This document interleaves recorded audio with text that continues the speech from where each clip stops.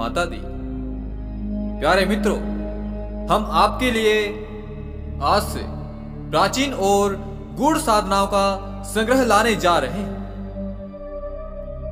आप हमें कमेंट के माध्यम से अवश्य बताएं कि किस प्रकार की साधनाएं आपके लिए लाई जाएं। फिलहाल हमारा विचार यही है कि यक्षिणी साधना पर अधिक से अधिक प्रकाश डाला जाए ताकि साधकों की साधना का मार्ग आगे के लिए प्रशस्त हो सके। तो आज हम जिस यक्षिणी के विषय में जानकारी लाए हैं उसका नाम है अदृश्यकरण यक्षिणी, जिसका मुख्य कार्य साधक को अदृश्य करना है। तो आइए जानते हैं इसकी पूर्ण साधना विधि एवं प्रत्यक्षीकरण के विद्या के विषय में। मुझे आशा है कि सभी यक्षिणी साधक यह बात अवश्य जानते होंगे कि किसी भी यक्षिणी साधना से पूर्व कौन कौन सी विधियां संपन्न की जाती हैं। मुझे उन्हें बताने की आवश्यकता नहीं होगी। उन संपूर्ण सभी नियमों का पालन करके उसके बाद ही यक्षिणी साधना की ओर कदम बढ़ाएं, अन्यथा लाभ पाने की इच्छुक हानि उठा सकते हैं। किसी भी साधना के लिए तपोबल महत्वपूर्ण भूमिका निभाता है, परंतु सभी साधक यहीं पर चूक जाते हैं।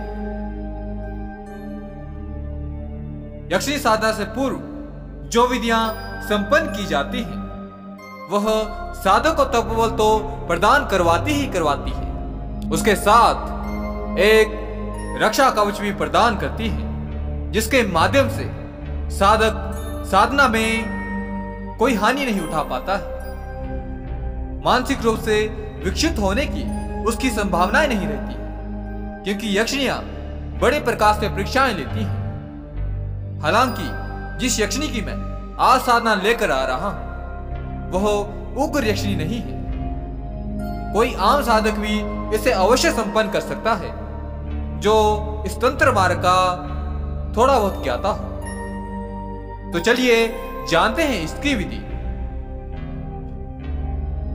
इसकी साधना किसी भी कृष्ण पक्ष की अमावस्या से लेकर पूरे एक मास तक की जाती है, जिसमें साधक को एक सहस्त्र मंत्र प्रतिदिन जप करना पड़ता है।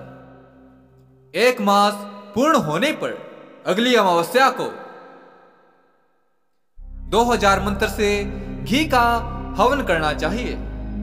हवन में पूर्ण विधि विधानों का अवश्य पालन करना चाहिए, परंतु एक बात का विशेष ध्यान रखें कि हवन के लिए प्रयोग की जाने वाली लकड़ी नीम की होनी चाहिए। यदि आप इस विधि को संपन्न कर लेते हैं तो आपकी साधना सफल हुई मानो।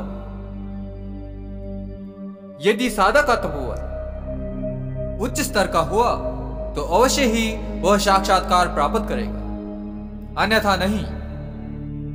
तो सबसे बड़ा सवाल कि आखिर साधक जानेगा कैसे कि उसकी साधना सफल हुई अथवा नहीं।